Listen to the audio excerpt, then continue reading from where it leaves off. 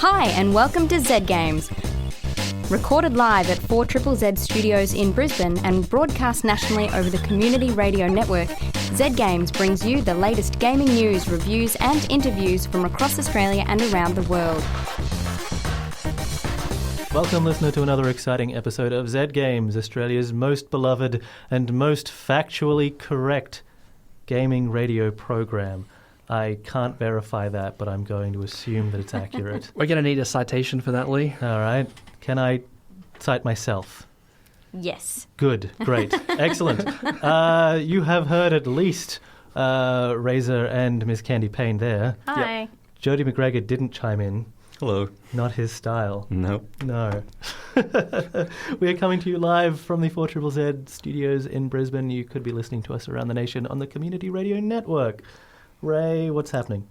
Lee, you've been playing Xenoblade Chronicles for the new 3DS. I have, and we've finally remembered the name. Yep. Instead of all the other names that we were calling it. What else have you been calling it? Just like Xenogear, Xenoblade, Saga, It's a lot of Xeno-based games for some reason. They all have subtitles. Thank God you got it right then. I hope we did. We also have a couple of special guests joining us. Alex and Nathan from Fluffy Knuckle Duster, a Brisbane-based independent games developer. Best name. They're on the verge of launching Whizzed Off. It's also a good name. Yeah. Very amusing. So we'll be talking to those guys later on. But first, the weekend gaming news headlines, Miss Candy Payne. I guess so. A motion filed by Oculus VR to dismiss the lawsuit filed against them by ZeniMax Media has been dismissed by a US federal judge. The suit alleges that Oculus founder Palmer Luckey is wrongfully using tech secrets that he developed while employed at ZeniMax for the purposes of researching virtual reality technology. The motion to dismiss was filed on the grounds that the non-disclosure agreement Luckey agreed to was badly worded and therefore non-enforceable. At this stage, it looks as though the suit will go to trial with an expected date of August 2016. Can Palmer Luckey sue Time magazine for the cover they showed of him in their most recent issue? Yeah. That cover did make him look like a chubby little boy. Like a cherub about to fly away. Yeah. Oh. Yeah, I mean, he's 22, though, right? So that is So cherub's technically- appropriate. Yeah, Ish. yeah. It's He's a millionaire cherub. Mm-hmm. It's interesting. I think there's a parallel between Palmer Luckey and Facebook founder Mark Zuckerberg. And this is based solely on two viewings of the David Fincher film, The Social Network, which is 100% accurate. Big up. So they both apparently went to work for a company to do something, decided halfway through that, hey, I'm onto something here, and then took off to start their own thing. Yeah, so it's interesting that Facebook have acquired Oculus. Should you have used the word allegedly Yes. throughout that description? Just pretend I peppered that sentence with allegedly. Okay. Allegedly, that's why we're super factual. Allegedly a cherub. Exactly. Palmer Luckey. Yeah, definitely a chubby little boy. Belgium studio Grin, developers of the crowd-funded game Wolf, The Red Hood Diaries, has filed for bankruptcy. The Kickstarter campaign for the project raised over US $70,000 in September of last year. Wolf, a cinematic fairy tale platformer starring a vengeful Red Riding Hood, launched earlier this year to a lukewarm critical reception. In a message posted to the Kickstarter page, Grin founder Wim Wouters said that they were ashamed of the failure and that the rest of the Kickstarter backer rewards are unable to be delivered. Oh man, that message is so difficult to read as well. It's like just several paragraphs of self-flagellation. It's rough, and he's really like slinging blame around throughout the entire development. You know, the fact that they went from a 2D game into a 3D game like partway through that's a big deal. Like, if you are considering making that shift in your game right now, don't. I think the MO was there's no reason that a small team can't make a AAA game. Yeah. And I think that was probably a flawed principle. I mean, there isn't a reason why they can't make a really good game, but also they need to scope appropriately and then get not caught up on the fact that like physical backer awards seem to destroy a lot of people who have Kickstarters.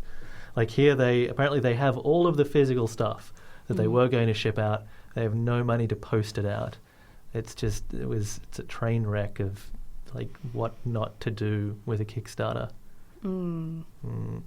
A group of modders who created their own alternative to Grand Theft Auto Online have been banned from the game. Dissatisfied with the GTA Online experience, the group created 5M, a mod that allowed users to join dedicated servers, a function GTA Online lacks. The modders have had their Rockstar Social Club accounts suspended, prohibiting them from playing GTA 5 completely. Rockstar Games issued a statement in response to the bans, saying, "The 5M project is an unauthorized alternate multiplayer service that contains code designed to facilitate piracy. Our policy on such violations of our terms of service are clear, and the individuals involved in its creation have had their social club accounts suspended." That's a really good way to ensure that they only play GTA 5 through pirate means from now on as well. So that's a successful squelching. Well done, Rockstar. They don't want people playing GTA Online with anyone but jerks. Yeah, that's the right. official server's full of jerks. Yeah. That's where you stay. This is the game experience, is that you have to hate every minute of it, and any attempt to do something fun and cool has to be ruined by a probable racist. And finally, North American Dota 2 team Evil Geniuses have beaten CDEC Gaming to win the Dota 2 International.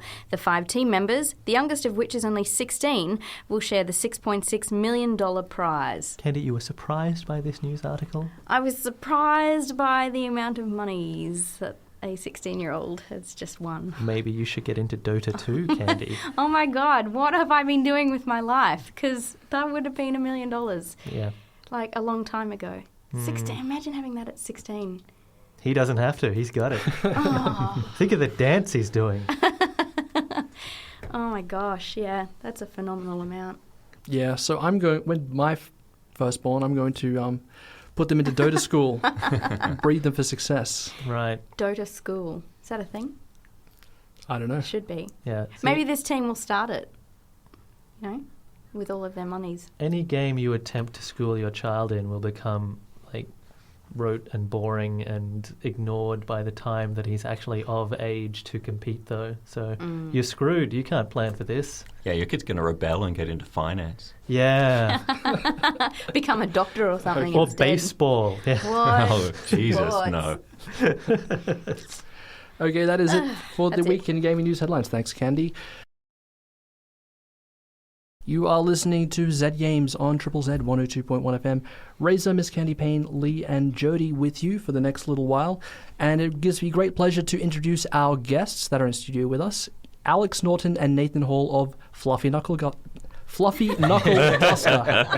was damn waiting it. for the stopper. Such bad PR. Fluffy Knuckle Duster. Fluffy Knuckle Duster. Guys, the well- name makes perfect sense. I don't know how you could... How can you mess that up? Yeah. It's just Razor.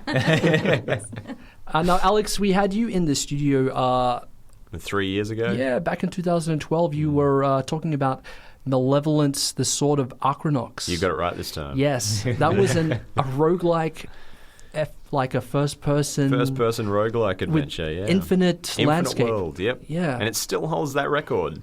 Nobody's beaten me yet. No one has beaten Infinity yet. No one's beaten Infinity. Wow. Yeah, I've got a lot of contenders, but they're still just effectively infinite. It's not as cool. Okay. It's all about the street cred. It seems like you're in a very different place to when we spoke to you last. Can you tell us what's happened since then? Yeah, very much so. I realized that I hit actually 10 years in my day job because, no indie devs are, starving and needing to make money on the side. So I had a full-time job and was working on that, and that just wasn't going places for me. So I left to pursue a career making indie games properly, and that's part of how I met Nathan, and we decided that I'm still going to keep going with my PC games on the side, but I've got more spare time now, so why not venture into mobile games? And that's how Fluffy Knuckle Duster was born. So you quit your day job to pursue Fluffy Knuckle Duster full-time? That's right. That must be yeah. daunting, right? Absolutely terrifying. Luckily, I have a very supportive wife that is willing to make the money to keep us going in the meantime. So, yeah. So how did you guys meet up, you with Nathan? I was actually giving a lecture at QUT on it was the psychology of addictiveness when it comes to mobile games, and I had a friend of Nathan's, Dylan, came over to me after the lecture and said, So do you make mobile games? I said, no, but I really want to, but I need a developer because if I'm going to do that, I don't want to be doing the coding on both my PC games and my mobile games. And he goes, I know just the guy. So it's a nice case of networking. It's not who you know, it's who you know of who you know. That's that kind of friends of friends. Yeah, and that was a nice way in, really. Because Dylan knew Nathan from uni. He went to QUT and was, top student, and everybody wanted to work with Nathan because he saw the Matrix. He was just one of those coders. And Dylan said to me, this guy won't work with anybody else. Everybody wants to work with him. He's graduated, now he's out, and all these people say, let's make a game together. And there's this one guy, and he just keeps saying, no, I won't work with you. You don't have the passion to finish a project. And Dylan goes, you do. You've got the passion for it. You should contact him. And I'm like, he sounds like he won't go for it. Talk to him about it. If he feels like it, then he can contact me. And then a few days later, I got an email from Nathan. Yeah, and I organised to meet up with Alex, and He had heard of me. Yeah, I had heard of him. And he laid out his kind of plan to start up and just said, here's a couple ideas. Why don't you just try it on a prototype? And the way he talked kind of just really nailed that this was going to be something that would actually go somewhere. I put him through his paces. I tested him. I said, look, if I'm handing over the code, then and give it to somebody else, because that's what I wanted to do. I wanted to focus on just design and really stretch my design muscle. But because of that, I didn't want to be spending all this time on code. So I needed somebody that was as good a coder as me or better, and Nathan's much better than I am. And let me just focus on design. And I said to him, look, this is how it's going to be. I'm going to make all the design decisions on the games, and you can make all the code decisions. And Nathan's like, yeah, cool with it. I even tested him a few times. I said, what do you reckon of this? And he goes, it's not my call. And I'm like, this is the guy. It's kind of changed from that. We're kind of back and forth all the time, but it's nice to have that clear definition of where we are. Yeah. And it's nice to have that final say. That's interesting because, sorry, Lee, Alex, you worked on Malevolence that was a solo project, wasn't it? Yeah, I brought in a lot of people for temporary contracty sort of roles of giving a bit of artwork here, music here. I had a great team of people, but when it came down to it, it was pretty much just me in my spare time, and still is. I mean, Malevolence is an ongoing project, and we've got thousands of regular players now. I had one of them telling me that they've just passed 700 hours in the game, which freaked me out a bit, but it was also in a good way. How many days is 700 hours? He would have to be doing it for, I think it was 29 days straight, I think it is, or something like that. I don't know. It's a lot. And this guy was quite proud of that. And I thought, well, surely he's just a one-off. And then all these other people going, damn, you beat me. I'm only at 650. And what? Hang on. So there's this real loyal playership there, which is great. But a lot of them appreciate that there's a human side to game development, and it's good that players see that. Yeah. So you were saying that you went to Nathan with a plan, and impressed him with it. What was that plan? I actually said to him, look, I have a weird thing that happens with me. I dream about games, which. That sentence could have gone anywhere. Yeah, I know. But I don't dream about games of other people. I dream about games that don't exist yet. So I already have played the game. Because my dreams are that I'll be sitting in a chair with a tablet playing a game, and then I wake up and think, that was a really cool game. That should be made. So I write down the whole thing, and as Nathan's found, I've already played it. So I know that this should look like this, and this should move like this, because it was fun in the dream. And I just keep writing those games down. So when I met Nathan, I said, look, let's meet up in the city. I'll buy you dinner, and we'll talk this out. And I ran him through two. That's sweet. He ordered the lobster. I wasn't paying. So I threw two very thorough design documents at him and said, look, I need to see that you are as good as they say. And because different people have different ideas of what a good programmer is, and I gave him one of the designs, and he created a rough prototype that was exactly what it had to be. And I thought, this guy, I got to hang on to this one. You gave me a couple tests as well, just saying no, this I imagined it to do this, and it was something I can't remember what it was. It was because the fact is I'm very difficult to work with. Yeah, he tried to test how I would react to something very picky, and to fine-tune a movement, a jump cycle I think it was. Yeah. To make sure that the motion was perfect and that it felt right. And these are things that I lecture on at QUT, and to get people to get something as simple as a jump cycle being just right can make the difference between people wanting to keep playing a game and being bored with it. And I wanted to see whether or not Nathan could withstand my relentless perfectionist attitude to that sort of thing, and he just took it like a champ. You're still trying to test me to this day. Yeah, every so often I'll just stop and say, you still haven't been driven mad by me yet. And he goes, no, I'm good. Yeah, one day you're going to get a pencil in the eye. Oh yeah, Just watch this. Oh yeah. But we try and humanize as much as possible. Even though we live on different ends of the city, we try and have dev days where we'll just camp in the same room all day, 12 hours Eggs, straight, bacon, and working on coffee. it. Yeah, I cook him eggs and bacon in the morning and hand make him coffees. I'm very particular about my coffees. Amazing. And it's great, and we get lots done, and we keep it that dynamic. We've started falling into a flow now. Nathan, it sounds like you got a good thing happening. Yeah, it's You're going to say relationship. fantastic. It's gallop between two guys. Okay, we're chatting with Alex and Nathan of recently formed Brisbane indie game developers Fluffy Knuckle Duster. You guys have a Facebook page? We do, yeah. Definitely search for Fluffy Knuckle Duster. We had a couple of people say they couldn't find it, but they weren't putting a space between Fluffy and Knuckle Duster. Okay. We're also on Twitter as well. It's just Fluffy_Knuckles. So we're here with Alex and Nathan of Fluffy Knuckle Duster. You guys have a game that is coming out end of this month, Android? We're hoping end of next month, just because after Game On we got some great feedback from some of the big names in the Brisbane indie scene who all loved the game but had some choice feedback which is invaluable. You don't ignore that sort of stuff. So we've decided to just push it back a month, really polish it up, and then get it out there in the best way that it can be. Right. So tell us all about it. Tell us about Whizzed Off. Do you want to do the honours on that one? Yeah, I'll go. It's kind of an old school arcade kind of gameplay where you're just going around a tower, you're a knight on a goose, and you're just trying to calm down this wizard that's having a bit of a fit. Yeah, but having a bit of a fit, and he's releasing monsters and trying to throw fireballs down at you, and you're just going around bopping the enemies on the head, clearing up everything, trying to get him to calm down, and just... We modelled it Very off simple. a classic arcade game, Joust, from early 90s, late 80s. It was quite big and then sort of disappeared. The mechanic was great. The way you hit a button to flap and you've got your joystick for left and right. It's all about building up momentum and inertia in that. But we did put in that Mario-style head bopping of the monsters. And what makes it tricky is that you're moving up the tower and the monsters are coming down, and the only way to actually defeat them is to bop them on the head. So you've got to get around them, navigating them using this system of momentum. Which is not easy. Yeah, I'd just like to point out that Candy's been playing it constantly. I would just like to point out my score is 3,950, which I'm told is like, what, top 10? Is that what you said? Top 10, Yeah, top five, yeah, yeah. top 10, yeah. Pretty sure that's what you said. Yeah. Alex got like 16,000. I think that's the top 16,000, one yeah. so far. Yeah. Well, you keep know. And I've going, never Candy. been... You'll get It there. is, it is your game. I've been playing for 3 minutes. I haven't so been able to recreate that score, so... That's good. mm. Good, I'll keep going then. So was this one of the first game ideas that you brought to Nathan and said, this is what That's I want right. to do? I put 3 on the table in front of him, and this was one of them.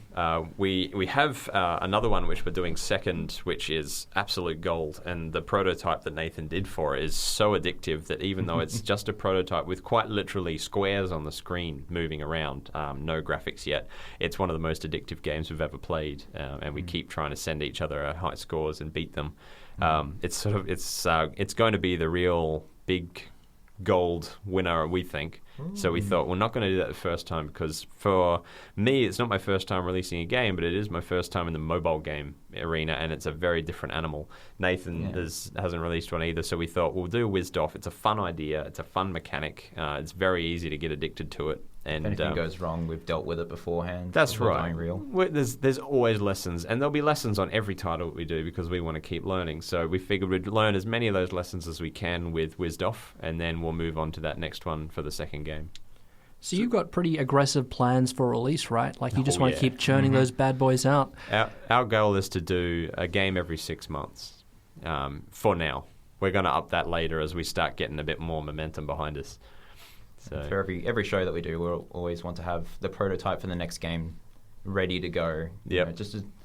We need to constantly be doing something. See, the next game is called Bouncing Brendan. It's about an overweight penguin that wishes he could fly, but all he can do is jump in the air and bounce. And we got to actually... Poor little penguin. I know. And also he's a penguin, That's actually a great so he idea. can't fly. He's not real. It's fine. And we thought Brendan is a fantastic name for a penguin.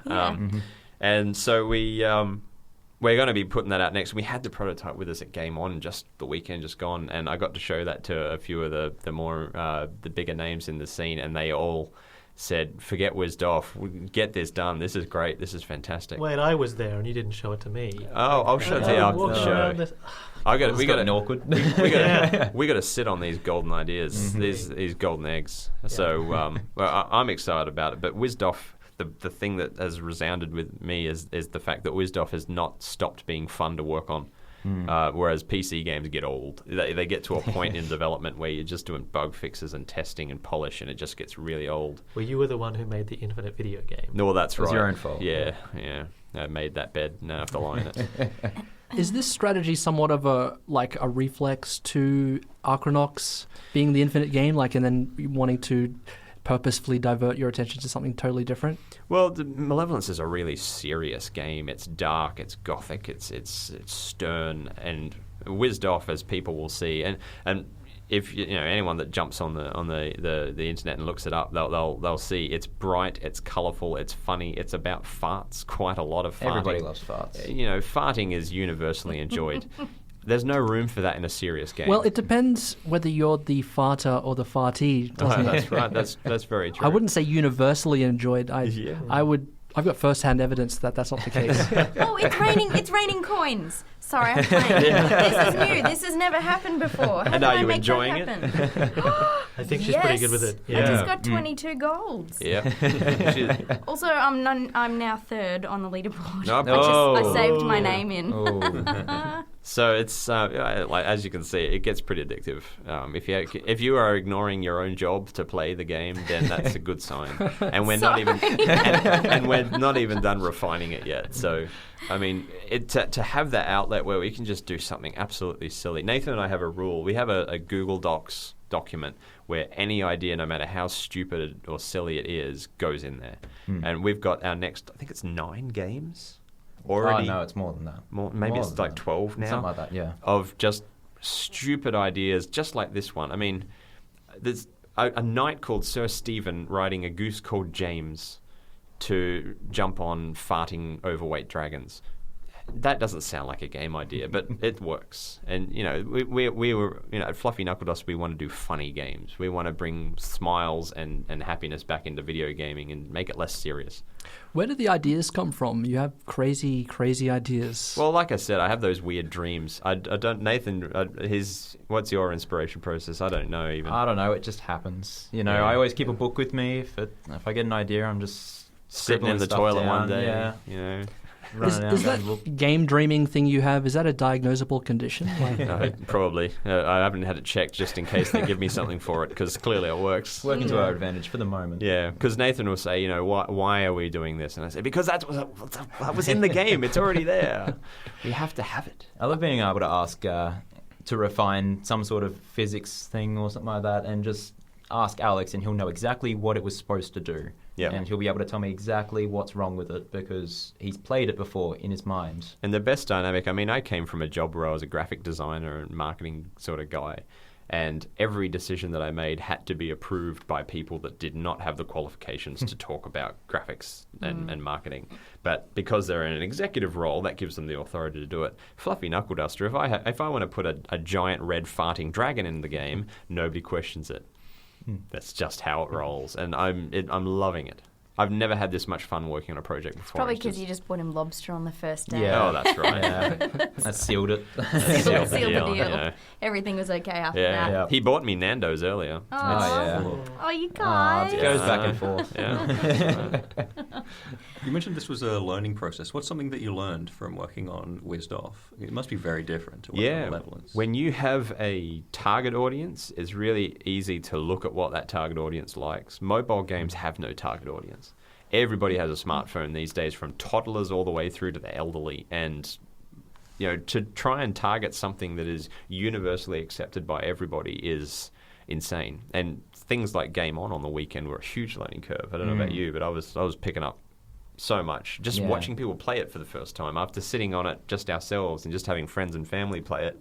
To see complete strangers play it, we saw so many different demographics, and they all loved it. It was great. And it's great seeing adults play it, like some things, tell us some things are wrong, but it's better seeing the kids playing it, because if something's wrong, they'll tell you. Yeah, if they don't like it, they'll tell you. They have no moral compass. They were just like, this sucks. Yeah. But it was to actually, you can get blinded to something. If you see something that you've worked on for a couple of weeks and trying to get it perfected and you think it feels right, and then all of a sudden you hand over to complete strangers that have never seen it before, you very, very quickly learn that you were wrong. And you have to be able to, on one hand, maintain your integrity of design and keep it your flavor, but on the other hand, make it understandable and approachable and usable. I mean, I shouldn't have to explain how to play the game. It should just tell you. It should walk you through it. And we thought we'd done that. When a Game On taught us a lot, that we realized that we hadn't actually done that as well as we could have. Yeah. Even just watching, like, I've just handed over to Lee, who, number 10, not number 3. You've played it more than I have. No, I haven't. But, like, I've noticed even just myself, Lee and Jody, who've just sat down, all three of us have sat and held it differently and played like user controls differently as well. Like, sorry, I noticed Jody was tapping with one finger and trying to tilt. Lee's just got one thumb going, and I was tapping like I was texting. Yeah. And it was and everybody's just got a little different technique to try and get to the top. And yeah, great. We've seen that as well. Like, a lot of people just found their own tactics throughout. Like the first time they played it, everyone played it a tiny bit differently. Everyone kind of struggled. Sometimes they accidentally got a really big score and could never recreate that because they played a lot more dangerously, and then they were a bit more reserved afterwards. Now they knew everything that was out there. But everyone kind of learnt a different way on how to play. Yeah. There was kind of exactly what we were saying. There was one little boy at Game On that just camped on all day. We were there for 8 hours. Something like that, yeah. He just sat there the whole time. Throughout the day, he was there for they had to swap to another device because it run out of batteries. And I heard him saying to his dad said, "What are you doing now?" And he goes, "I've got to get to the top of the tower." And he goes, "Why?" And I said, "Because then I'm going down on top of the enemies." And it's like, that's a good strategy. That's exactly what I did. So then he grabbed another one, and he's like, "Oh, right, try that." And, it was good to see that. People free developing fall that. all the way down. Yes. And we've actually snuck in there little power-ups and things. So if you're moving at maximum velocity downwards and you hit something, you get a bonus. It's got the free fall bonus and things like that. So we've been picking up on what people do naturally that are kind of difficult to do. One of them, if you're moving at maximum horizontal speed around the tower, if you manage to bop an enemy, that's quite difficult to do moving at that speed, but you'll get bonus points for it. So that's why observing people playing it is so valuable. This is great fun. Yeah. Okay, so let's talk about the release date of Wisdolf. You said that it was going to be delayed due to some feedback that you got over the weekend. Yeah, that's What's right. the tentative release schedule now? End of September, end of next month. So people probably have about 6 weeks to wait before we'll be shipping it off to Android and the iOS store as well. iOS takes sometimes 14 days or more to actually approve things, so we'll see how that goes. If we can get it to them sooner, we will. Android is pretty much, they say, "Oh, you have an app, here you go, sell it with us." So that'll be a lot smoother process. It's kind of our own fault. We spent the entire day thinking of new things to put in it today. So yeah. We're sorry. I had pages of notes just from talking to John Passfield on Sunday. He was kind enough to actually sit with it, and plus he was an old Joust fan, so he took to it like a duck to water and just started reeling off all these things. And I actually had my wife said to me, "You look so angry talking to him." And I'm like, "No, I was concentrating." He was saying so much gold, just pure gold was coming out of his mouth. And I'm trying to retain it all. So he'll be very pleased when he plays it next, I think, because a lot of what he said was just absolute gold. Guys, thank you very much for joining us on the show today. So Wisdolf will be released at the end of September, around there. In the meantime, though, you guys have a Facebook page. Yep. If people want to know when it comes out, we'll be announcing it on the Facebook page. We'll be announcing it on the Twitter. Just search for us. You can't miss the fluorescent green and pink logo. It's horrible. It's beautiful. Horribly delightful. So, Whose design choice was that? It was me. Yeah. And we just after Game On did a great photo shoot, so there's some pretty funny photos on there if you do jump on the Facebook page to have a look. And yeah, we're all about the humour. Do look us up. We don't spam too much on the Facebook or the Twitter. You love it. Yeah, I love it. I camp on there a lot more than I should. So yeah, definitely look us up. Great. Thank you very much, guys. That's Alex Norton and Nathan Hall of Fluffy Knuckle Duster. Now, Lee, you've been playing a game. You've been playing the remake of Xenoblade Chronicles. Yes. Xenosword Saga. That's Xenoknife Story. Yeah, you basically got it. Yeah. Cool. Yeah, I mean, remake is kind of an unnecessary word. It is the game Right. on the small machine from Nintendo rather than the previous one. Xenoblade Chronicles. It was just Xenoblade when they first made it on the Wii. It came out in 2009 in Japan, and then the rest of the world eventually got it in 2011, 2012, after a campaign from America to actually get them to release it. There was some signature gathering before they would actually send out this game because it's good. And for 2011, for the previous generation of consoles, it was probably one of the better or best Japanese RPGs. I mean, the competition wasn't too hot. You had like Final Fantasy 13, which is not a good game at all. So for this to exist was great. It's a game where you are playing you're a young man who has a magical sword called the Monado.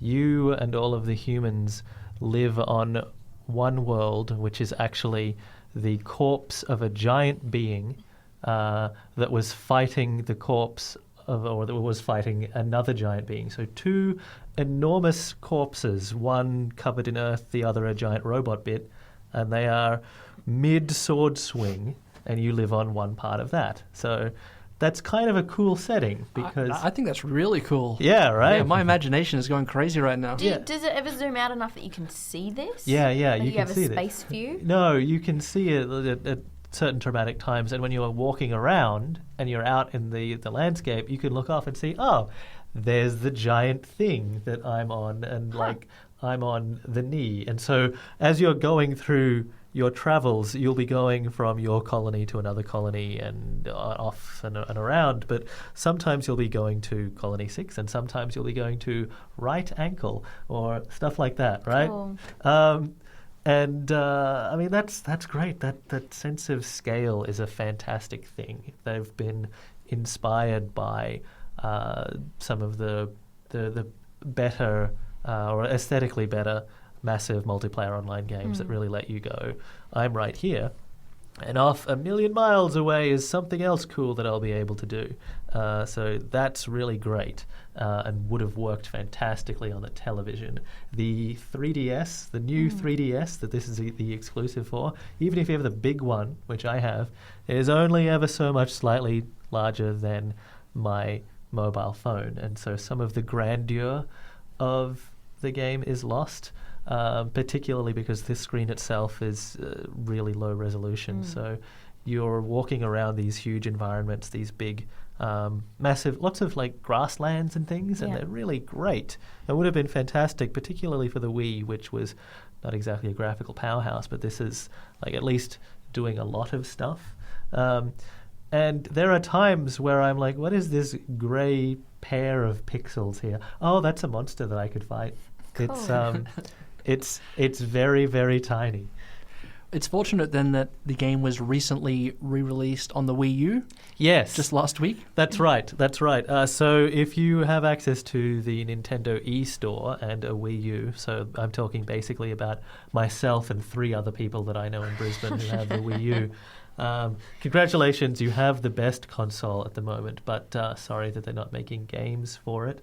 But you can go and buy this. It is available now. They did not announce their intention to do this at all, and maybe if I'd have known that, I would have held out and just gotten the version that works really in keeping with the style of the thing. That being said, though, even without the capacity to know what I'm looking at a lot of the time, it is still like mechanically and narratively, it is a really, really excellent RPG. So if you don't have a Wii U, because who does?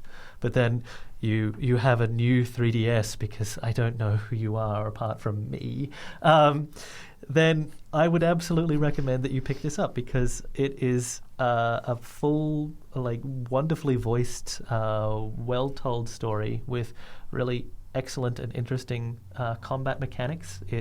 It plays out as a pseudo real-time thing with a lot of waiting around between using your ability, so it feels like an MMO again, where you're all about positioning and chaining your abilities amongst your groups appropriately, and also encouraging one another in your team is a recurring mechanic. You scrunched up your nose. Don't point at me like I did. Because because you don't care about encouraging people, but teamwork is actually a really valuable thing in this game. Yeah, I hear what you're saying. Yeah. You jumped on me kind of quick. It was really funny as soon as I said that you just went, ugh. But yeah. Yes, then there's other people you got to worry about. No, because you're helping them. You're saying after someone does something cool in a fight. Do they help me? Yes. It is important because, emotional well-being is important during combat, during wars and stuff, the morale of the troops. That's just as important as, what weapons you've got. Yeah, so... Well, physical well-being also, so, In the midst of a fight, if someone does something cool, you can get a button prompt where you have a timed button press, and your character will actually tell the person they did a cool thing. Yeah. There'll be a little bit of dialogue, and then that person gets a buff, and you two become better friends. And as you become better friends, you can borrow each other's skills. So it is a very cool layered system. That's really there. lovely. Yeah, look at you, Candy. If you want to know the power of a rallying speech, just watch Braveheart. That ended really well for him. Yes. That's a perfect good example. example. Razor. Thank you. So You've made my point without me having to. I think the point is that friends help each other, and it's a benefit to have friends in this game. Jody? It's a JRPG. Does it begin with your village burning down, and do you need to collect any magic crystals? Is a party member secretly a princess? Yes, not yet. All right. Yeah, giant monster robots do come in and beat the crap out of your village and do terrible things. It's quite. I was actually surprised by the fact that their emotional beats were sensible, and I was shocked by a sad thing that happened during the first act of the game, because ordinarily those things are dumb and rubbish and seem to be written by emotional aliens. But I think one of the best things that this game has going for it is that the writing is sensible, and the characters are fine and charming and not insane. And maybe I'm still comparing everything to the experience of having attempted to play Final Fantasy XIII, which is just nuts from start to finish and not even in a fun way. But this is just, these are good characters. Also, weirdly, all of the voice actors in the English version, you don't get the Japanese dub in this. You just get the English. They're all actually English, so they're English accents. And so all of the fights are people going, right on, fellas, let's go for it. Oh, like that kind of British accent. Yeah, well, it depends, but that's one of your guy. Hello, Gov. Your tank Rain just sounds like that the whole time. He's like, go on, who's having a go? Are you having a laugh? It's great. That's interesting because it's usually like the same 5 or 6 people that do every English voiceover in every JRPG. Nolan North is not in this at all. No, it's the other guy. Troy Baker does a lot of them. Yeah. Yes. No, I think these are all actual British people doing British accents. So, look, I suspect that the best version is still the one that you'd be able to play on your TV. And you do actually have to have gotten the new 3DS, so the one that came out a couple of months ago rather than the one that you've had for several months to several years to be able to play this in the handheld. What happens if you try and put this game into your old 3DS? Have you tried it? No, I haven't, but I assume that Miyamoto comes around and snaps your console in half and says, stop it. Yeah, I don't know. I think it's a memory issue, something like that. It looks nicer. Yeah. I don't know. Yeah. Is it because of the control scheme, like the 2 sticks, or is it the processing power? I think it's more processing power. The new 3DS has the wee little nubbin on it that allows you to control the camera like you would with a right analog stick, and it works like a right analog stick in this, but I'm sure they could have figured out another means of controlling the camera. It doesn't, to be honest, doesn't really use the strengths of the 3DS beyond the fact that it actually, it has glassesless 3D. You don't use a touchpad in any way. Doesn't really take great advantage of the dual screen stuff either. So yeah, like as a port, it's not all encompassing, but as a game, it's still great. Thank you very much, Lee, for that review of Xenoblade Chronicles, which you reviewed for the new 3DS, but is also available for the Wii U. On the eStore. On the eStore. Yes. That's going to bring us to the end of this week's episode of Z Games, guys. Thank you very much for your company. See you guys next week. Bye. Bye.